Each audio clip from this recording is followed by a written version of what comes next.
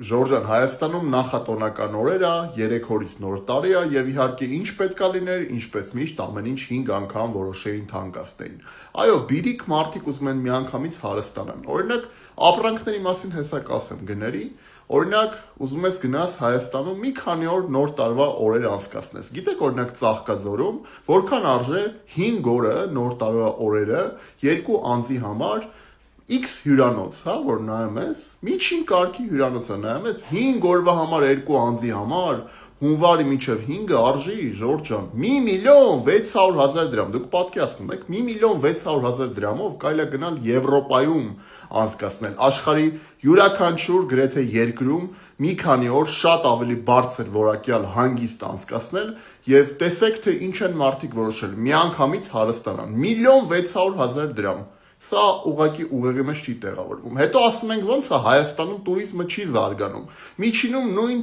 քանակով տուրիստներ են տարեկան գալիս Հայաստան։ Որտեղից զարգանա, որ որոշները որոշել են բան անեն, բիրիկ միանգամից հարստանան, կամ ապրանքները դնում թանկացնում, ռեստորանները եւ այլն։ Լավ, մենք որտեղ ենք ապրում, Շվեյցարիայում թե Հայաստանում։ Հաշվի առեք ժողովրդի եկամուտը։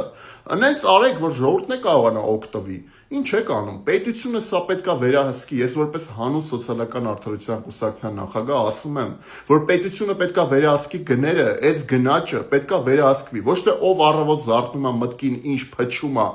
այն գինն էլ դնում է, այլ իրականում պետքա լինի բան։ Ընդհանուր շեմ եւ պետությունը եւ օրինակները կա Եվրոպայում անգամ,